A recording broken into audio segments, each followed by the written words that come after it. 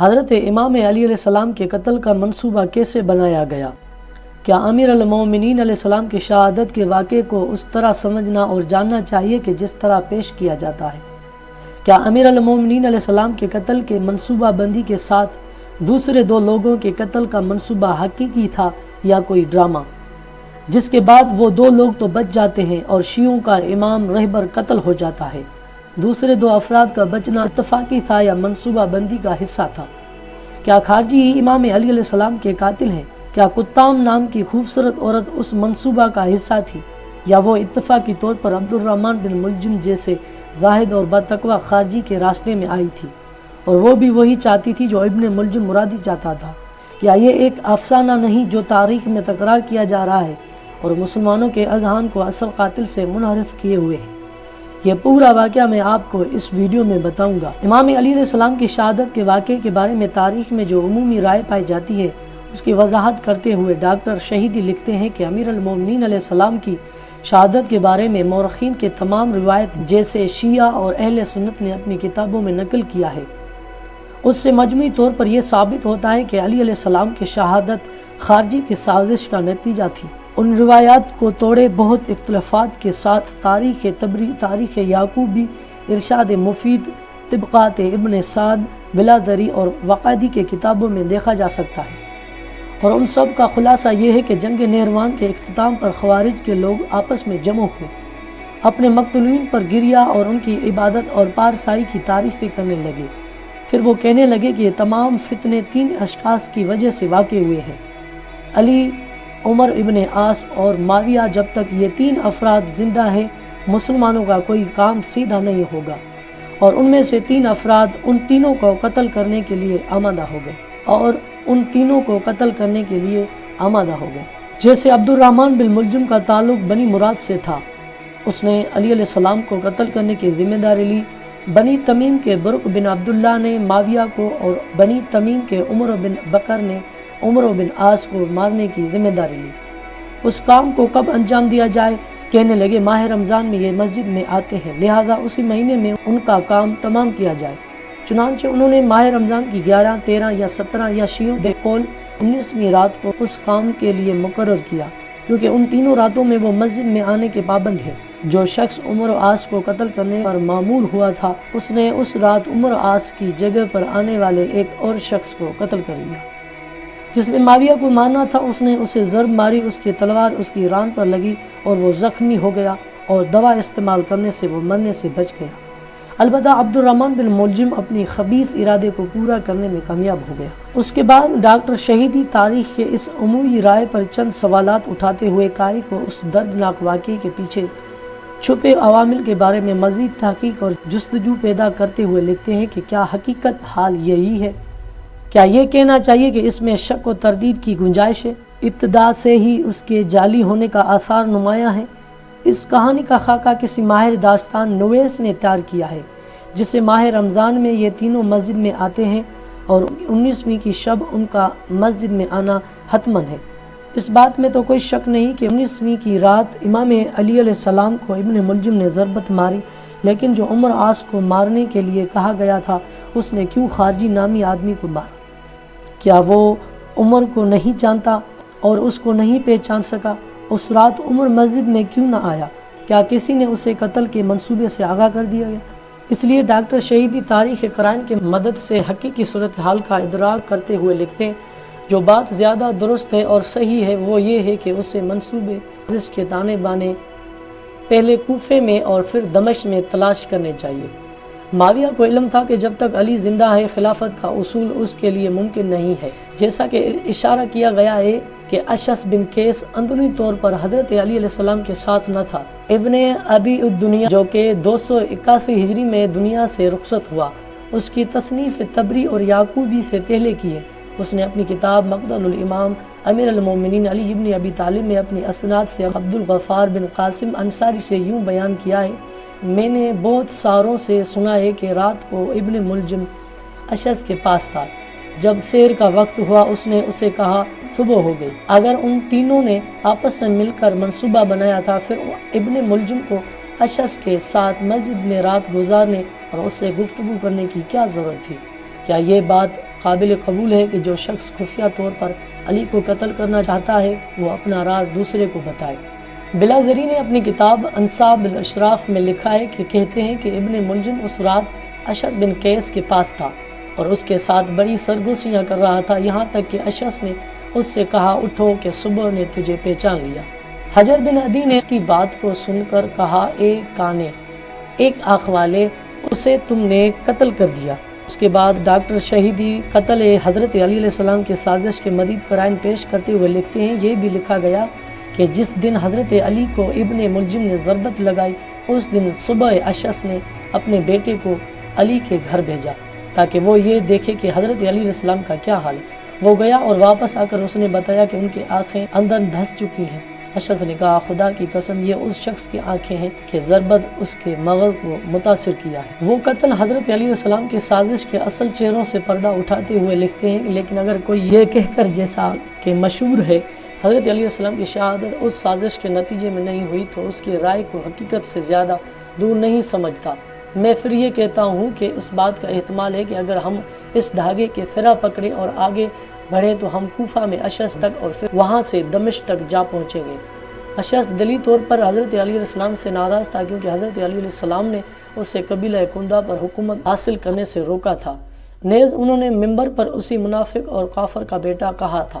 شعر ستانی ملل اور نحل میں لکھتے ہیں جن افراد نے حضرت علی کے خلاف شورشیں کی اور ان میں سے اشعث سب سے آگے تھا اور دین سب سے زیادہ نکلا۔ اس واقعے میں کتام نامی عورت کے کردار پر تبصرہ کرتے ہوئے ڈاکٹر شہیدی لکھتے ہیں اصلی کہانی سے زیادہ عجیب ایک کتام نامی عورت کا اچانک کہانی میں داخل ہونا ہے۔ جو نہیں ابن ملجم نے اسے دیکھا تو پورے دل و جان سے اس پر عاشق ہو گیا اور کتام کی داستان سے زیادہ عجیب خود کتام ہے۔ تبری اسے ایک مقدس اور پاکیزہ عورت کے طور پر جانتا ہے۔ وہ لکھتا ہے کہ وہ جامع مسجد میں اعتکاف میں بیٹھی تھی کہ ابن ملجم دو آدمیوں کے ساتھ اس کے پاس مسجد میں آیا اور انہوں نے کہا ہم نے قتل علی پر اکا کر لیا ہے۔ ابن اثم کوفی نے اس کا تعارف ایک فاحشہ عورت کے طور پر کرایا۔ وہ یوں لکھتا ہے علی نے خارجیوں سے جنگ کے بعد کوفہ کا رخ کیا۔ ابن ملجم اس سے پہلے کوفہ پہنچا اور اس نے لوگوں کو خوارج کے مارے جانے کی خوشخبری سنائی۔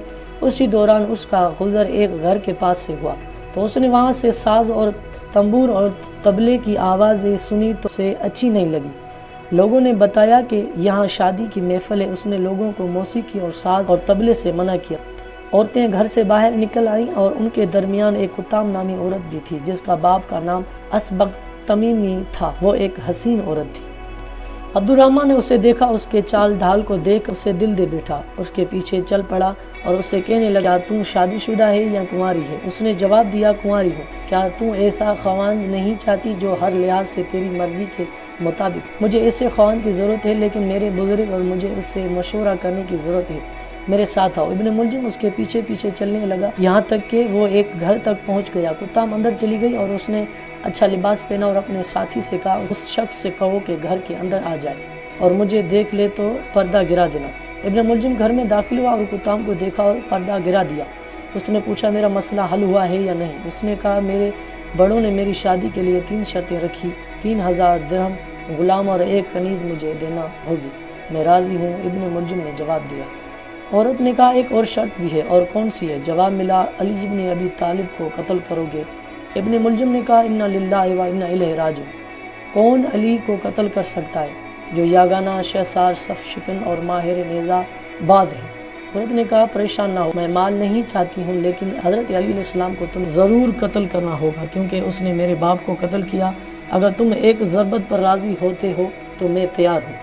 عورت نے کہا مجھے منظور ہے لیکن تمہیں اپنی تلوار میں میرے پاس گروی رکھنا ہوگی۔ ابن ملجم نے اپنی تلوار اس کے پاس رکھی اور اپنے گھر چلا گیا۔ پھر حضرت علی علیہ السلام کوفے میں تشریف لائے۔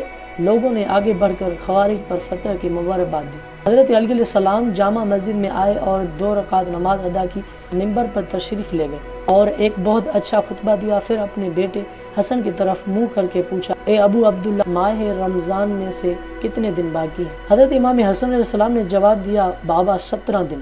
پھر آپ نے اپنی ریش سفید ہو چکی تھی اس پر ہاتھ رکھا اور فرمایا خدا کی قسم اسے لوگوں میں شکی ترین شخص خون سے رنگین کرے گا۔ اس کے بعد آپ شعر پڑھنے لگے جس میں مرادی شخص کے ہاتھوں اپنے قتل ہونے کی خبر دی ابن ملجم نے جب یہ سنا تو آپ کے سامنے آیا اور کہنے لگا، اے امیر المومنین، خدا کی پناہ، یہ میرا دایاں اور بایاں ہاتھ ہے، اسے کاٹ دے، یہ مجھے قتل کر دے۔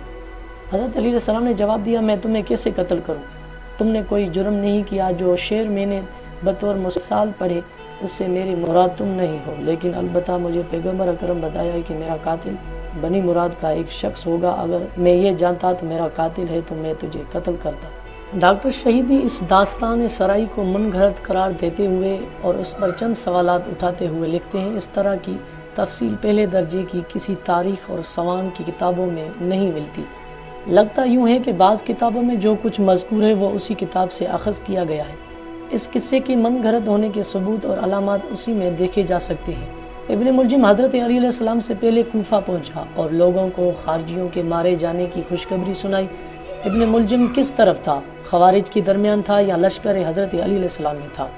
اگر وہ خوارج کے ساتھ تھا تو مارا جاتا یا بھاگ جاتا، اگر لشکر حضرت علی علیہ السلام کے ساتھ تھا تو پھر اس نے حضرت علی علیہ السلام کو کیوں قتل کیا؟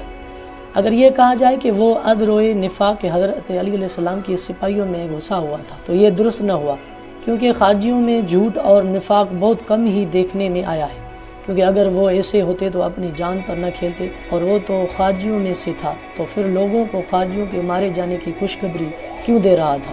ابن ملجم کتام کے حسن اور جمال پر فریفتہ ہو گیا اور اس کے پیچھے چل پڑا۔ یہ سوال پیدا ہوتا ہے کہ وہ شخص اپنی جان ہتھیلی پر رکھ کر ایک بڑے منصوبے کو عملی جامہ پہنانے کے در پہ ہے، اسے عشق بازی اور شادی کرنے کا کہاں موقع ملتا، اور وہ اس کے بارے میں سوچ رہا ہے، اور اسی طرح کے دیگر اعتراض جنہیں ہم نظر انداز کریں۔ حضرت علی علیہ السلام نے کہا، اگر میں جانتا تو میرا قاتل ہے تو میں تجھے قتل کر دیتا۔ حضرت علی کس طرح کسی ایسے شخص کو قتل کر سکتے ہیں جس نے ابھی قتل کیا ہی نہیں؟ مذکورہ کتاب میں آیا کہ حضرت علیہ السلام کی شہادت کی رات ابن ملجم مست ہو کر کتاب کے گھر میں سویا ہوا تھا۔ کتاب نے اسے بیدار کیا اور کہا، اذان کا وقت ہونے والا ہے، اٹھو اور ہمارے مطالبہ کو پورا کرو اور خوشی و خرم واپس آؤ۔ کتاب کے فارسی ترجمے میں اضافہ کرتے ہوئے لکھا ہے، ہم نے تمہیں تمہارے خواہش کا پورا کر دیا، تم بھی اٹھو اور حاجت کو پورا کرو، واپس آؤ اور عیش کرو۔ یہاں پر سوال اٹھتا ہے کہ اس رات کتاب نے ایک اجنبی شخص ابن ملجم کو کیوں اپنے گھر سلایا؟ کیا اس کے بڑوں نے اسے اجازت دی تھی؟ کیا یہ بات ماننے والی ہے کہ ابن ملجم جس نے بڑا کام کرنے کا ارادہ کیا ہو وہ مست ہو کر سوئے گا؟ لیکن بلاداری نے اپنے روایت میں یوں بیان کیا ہے، ابن ملجم کوفے میں آیا اور اپنے منصوبے کو خفیہ رکھا ہوا تھا۔ پھر اس نے علقمہ کی بیٹی کتام سے شادی کی، 3 رات اس کے پاس رہا۔ تیسری رات کتام نے اسے کہا، تم نے اپنی بیوی اور گھر سے کیا دل لگا لیا ہے؟ جس مقصد کے لیے آئے ہو اس سے کیوں انجام نہیں دیتے ہو؟ اس نے جواب دیا، میں نے اپنے دوستوں سے قول اور قرار کیا ہوا ہے، میں اس سے پیچھے نہیں ہٹوں گا۔ ان تضادات سے مجموعی طور پر اس داستان کی من گھڑت ہونے کی تائید ہوتی ہے کہ ظاہری طور پر کتام کی کہانی گھڑی ہوئی ہے اور اسے ان 3 افراد کے ساتھ چھپکایا گیا ہے تاکہ وہ ذہنوں میں زیادہ بس جائے۔ اس تبصرے کے بعد ڈاکٹر جعفر شہیدی لکھتے ہیں، ان تفصیلات کو میں نے اس لیے ذکر کیا کہ ایک طرف تو میں یہ ثابت کروں گا جس کا لکھا گیا ہے سراسر یہ بے بنیاد ہے، اور دوسری طرف یہ ظاہر کروں کہ اگلوں نے صرف کہانی کو نقل کرنے پر اکتفا کیا ہے، اس کا تجزیہ اور تحلیل نہیں کیا۔ مجھے معلوم ہے کہ ایک قصہ جو 13 صدیوں سے پڑھنے اور سننے والوں کے ذہنوں میں راسخ ہو چکا ہے، وہ اس طرح کی دیگر تحریروں سے محو نہیں ہوگا۔ میرا تقاضا یہ نہیں کہ لوگ ان کے نظریات کو چھوڑ دیں اور میری تحقیق پر عقیدہ رکھیں۔ میرا کہنا یہ ہے کہ اب تاریخ نویسی نے ایک نیا طرز اور اسلوب اختیار کیا ہے۔